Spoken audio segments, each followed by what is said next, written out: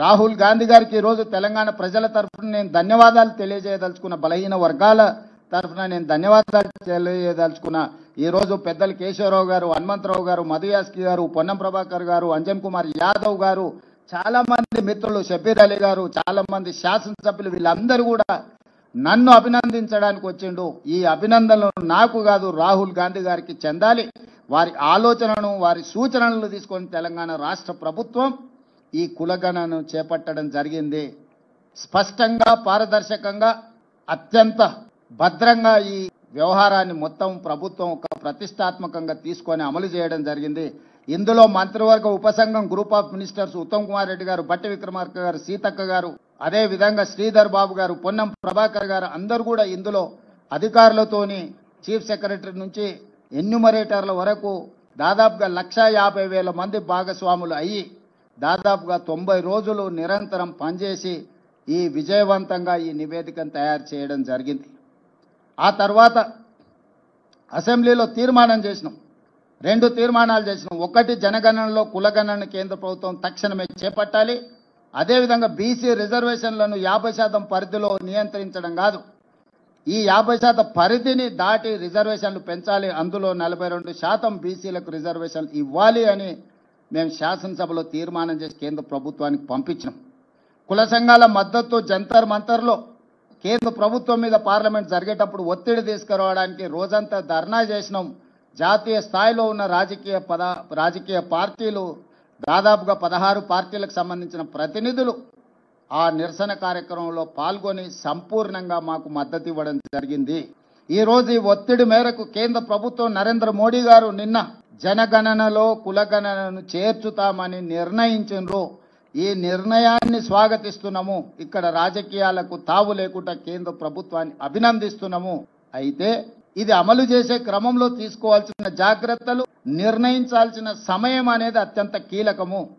ఈరోజు ప్రధానమంత్రి గారిని నేను అడుగుతున్నా, మీరు ఎప్పుడు మొదలు పెడుతున్నారు, ఎప్పటిలోగా జనగణన కులగణన చేర్చి పూర్తి చేస్తారో మీరు తేదీలను నిర్ణయించండి. అదేవిధంగా ఇది అమలు చేసే క్రమంలో మీరు తీసుకోబోయే నిర్ణయాలు, అమలు చేసే ముందు వచ్చే సవాళ్లను, సమస్యల్ని ఏ విధంగా అధిగమించదలుచుకున్నారో మీరు అన్ని రాజకీయ పక్షాలతో చర్చించండి.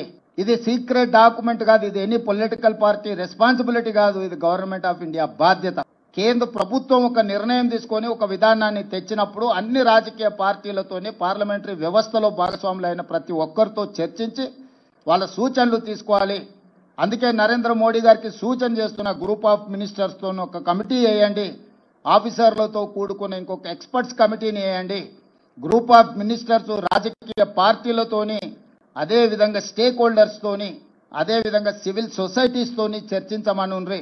వాళ్ళ నుంచి వచ్చే సూచనలను, వాళ్ళ నుంచి వచ్చే సమస్యలను, ప్రశ్నలను ప్రభుత్వం వివరణ ఇవ్వడం ద్వారా పారదర్శకంగా ఈ ప్రక్రియను ముందుకు తీసుకెళ్లవచ్చు.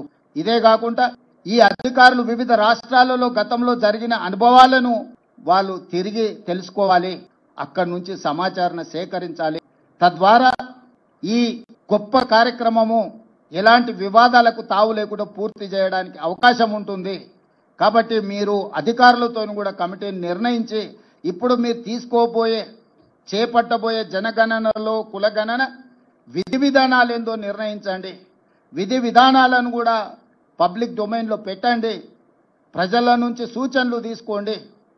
మేము సమాచార సేకరణ చేసినప్పుడు 57 ప్రశ్నలను ప్రజల నుంచి అడిగి ప్రశ్నాపత్రాలను తయారు చేసి ఆ ప్రశ్నాపత్రాలను కూడా మేము ప్రజల ముందు పెట్టినాం. మేము ఏమేమి సమాచారాన్ని సేకరించబోతున్నాం, ఈ సమాచారాన్ని మీ దగ్గరకు వచ్చినప్పుడు మీరు అందరికి ఇవ్వండి అని చెప్పి ఇట్లా 8 పేజీలలో 57 ప్రశ్నాపత్రాలు తయారు చేసి ఈ ప్రశ్నలకు సంబంధించిన సమాచారాన్ని సేకరించిన సమాచారాన్ని చాలా గోప్యంగా భద్రపరచడము. వ్యక్తులు, కుటుంబాలకు సంబంధించిన సమాచారాన్ని ప్రజలకు ఇవ్వలేదు. వాళ్ళ సామాజిక వర్గాల యొక్క నిష్పత్తిని మాత్రమే ప్రజలకు వివరించినాం. శాసనసభలో కూడా ఆ వివరాలను పెట్టి సభలో చర్చించి ఫైనల్గా ప్రభుత్వం దీన్ని చట్టాన్ని చేసినప్పుడు కూడా సభలో సుదీర్ఘమైన చర్చ చేసి అన్ని రాజకీయ పార్టీలను ఇందులో భాగస్వాములను చేసినాం. ఎక్కడ కూడా మా పార్టీ విధానంగానో మా ప్రభుత్వంలో ఉండే కొద్దిమంది వ్యక్తుల విధానంగానో దీన్ని మేము అమలు చేయలేదు. 4 కోట్ల తెలంగాణ ప్రజలు, ప్రతిపక్ష పార్టీలతో సహా ప్రభుత్వం అదే విధంగా స్టేక్ హోల్డర్స్ ఎవరైతే భాగస్వాములు ఉన్నారో లబ్ధిదారులు ఉన్నారో వాళ్ళు అదే విధంగా ప్రజా హక్కుల కోసం పనిచేసే వాళ్ళందరినీ కూడా ఇందులో భాగస్వాములను చేసి వాళ్ళకు నమ్మకం విశ్వాసం కల్పించి ఈరోజు ఈ కార్యక్రమాన్ని ముందుకు తీసుకెళ్లినాం. అందుకే ఈరోజు తెలంగాణలో దేశంలోనే మొదటి రాష్ట్రంగా తెలంగాణ నిలబడ్డది. ఇవాళ దేశానికే ఆదర్శంగా తెలంగాణ ముందు వరుసలో ఉన్నది. నిన్న రాహుల్ గాంధీ గారు అదే విషయం చెప్పినారు. తెలంగాణ మోడల్ ఈ దేశానికి రోల్ మోడల్. ఈ రోల్ మోడల్ నుంచి మీరు నేర్చుకోండి, తద్వారా పకడ్బందీగా దీన్ని అమలు చేయండి అని రాహుల్ గాంధీ గారు సూచన చేసిండ్రు. రాహుల్ గాంధీ గారిని ఈ పత్రికా సమావేశంలో అభినందిస్తూ అదేవిధంగా నరేంద్ర మోడీ గారికి సూచన చేస్తూ మీరు మా ప్రభుత్వం వైపు నుంచి మేము సహకరించడానికి సిద్ధంగా ఉన్నాము, కేంద్ర ప్రభుత్వంతో కలిసి పనిచేయడానికి సిద్ధంగా ఉన్నాం, మా అనుభవాన్ని కేంద్ర ప్రభుత్వంతో పంచుకోవడానికి మాకు ఎలాంటి బేసిజాలు లేవు. రాజకీయ ప్రక్రియలో కానీ అధికారుల నిర్ణయాలలో కానీ అదేవిధంగా ఇప్పుడు జస్టిస్ సుదర్శన్ రెడ్డి, కంచె ఐలయ్య గారు, ప్రొఫెసర్ శాంతాసేన గారు ఇలాంటి మేధావులను కూడా ఈ నివేదిక ఇచ్చి ఏ రకంగా ఈ నివేదిక ద్వారా ఈ పేదలకు ఇందులో భాగస్వాములకు న్యాయం చేస్తామో కూడా ఒక ఎక్స్పర్ట్స్ కమిటీని కూడా వేసి వాళ్ళ నుంచి కూడా మేము అడ్వైస్ తీసుకుంటున్నాము. ఎందుకంటే నివేదిక తయారు చేయడంతో మన బాధ్యత అయిపోలేదు.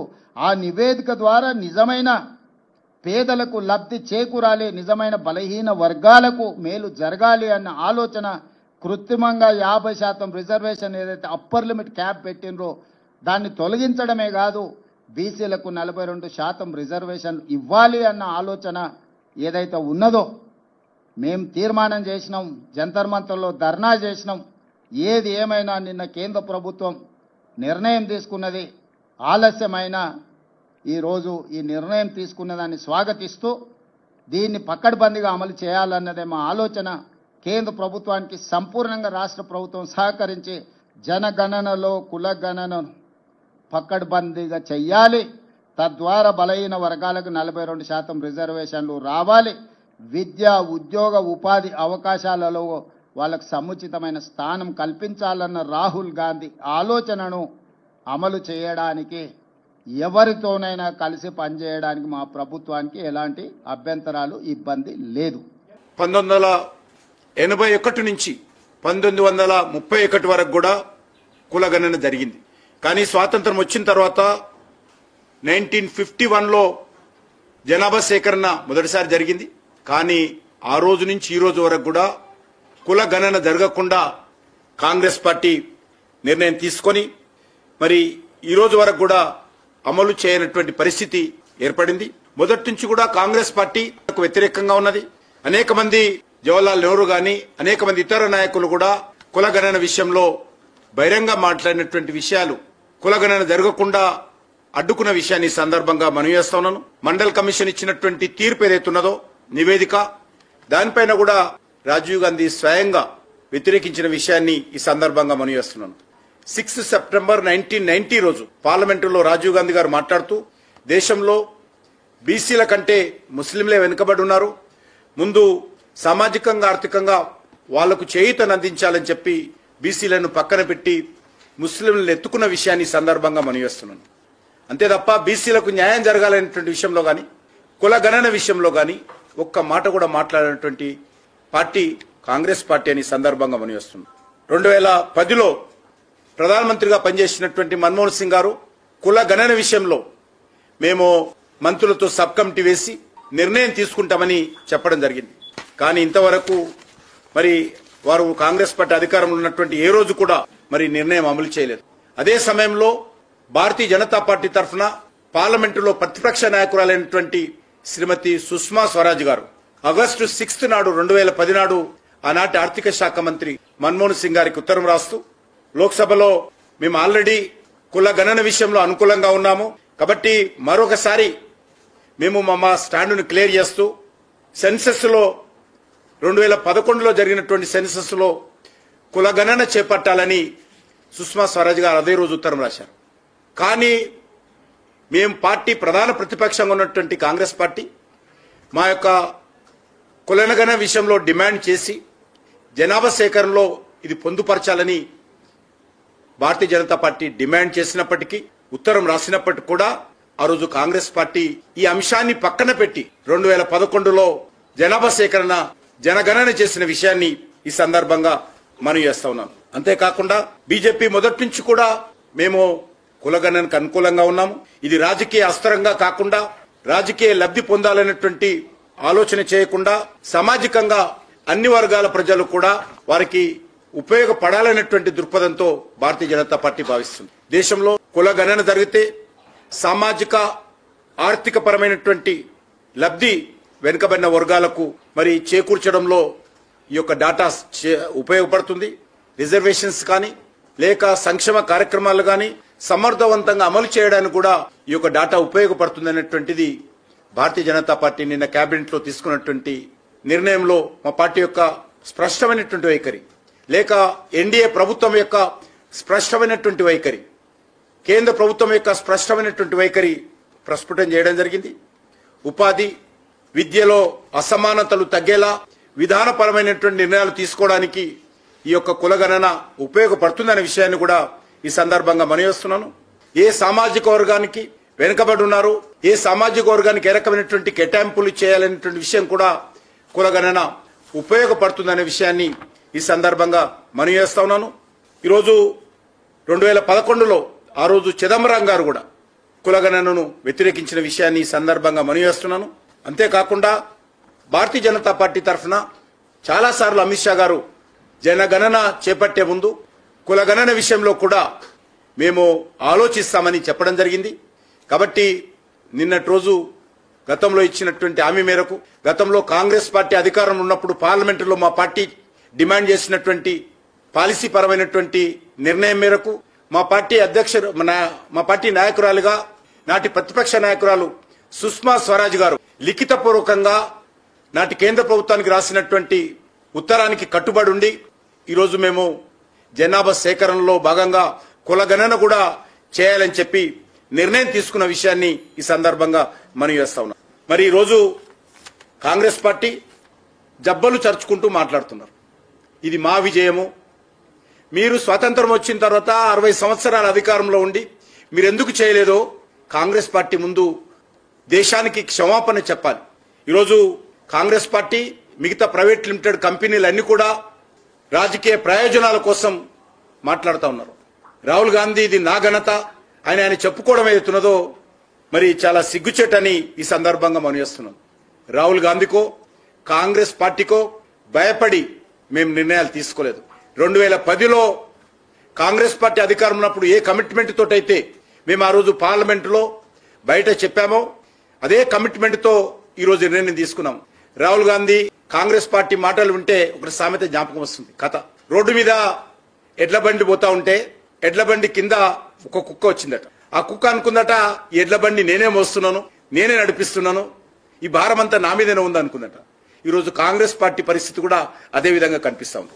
ఇంకొక విషయం ఈ సందర్భంగా మనం చేస్తున్నాం. దేశానికి సమాజానికి ఏ నిర్ణయం వల్ల మేలు జరుగుతుందో ఆ నిర్ణయాలు తీసుకున్నటువంటి సత్తా, ధైర్యము భారతీయ జనతా పార్టీకి, ఎన్డీఏకు, దేశ ప్రధానమంత్రి నరేంద్ర మోడీ గారికి ఉన్నది. కాంగ్రెస్ పార్టీ డిమాండ్ కు తలవొగ్గి తీసుకోవడం కానీ రాజకీయ దృక్పథంతో తీసుకోవడం కానీ జరగదు. అది జీఎస్టీ కావచ్చు, ఆర్టికల్ 370 కావచ్చు, లేక అయోధ్యలో రామ మందిర నిర్మాణం కావచ్చు, లేకపోతే త్రిపుల్ తలాక్ కావచ్చు, ఏ రకమైన నిర్ణయాలు తీసుకున్నా కూడా దేశ హితం కోసం, దేశ ప్రజల సంక్షేమం కోసం మేము అది షెడ్యూల్ క్యాస్ట్ కి సంబంధించినటువంటి ఏబిసిడి వర్గీకరణ కోసం కేంద్ర ప్రభుత్వ వైఖరి కావచ్చు, అది ప్రజల దృష్టి పెట్టుకుని వాళ్ళ సంక్షేమాన్ని దృష్టి పెట్టుకుని నిర్ణయం తీసుకుంటాం తప్ప రాహుల్ గాంధీకో కాంగ్రెస్ పార్టీకో రేవంత్ రెడ్డికో భయపడి నిర్ణయం తీసుకోమని మనం చేస్తా ఉన్నాం. ఇంకొక విషయం కూడా మనం చేస్తా ఉన్నాం.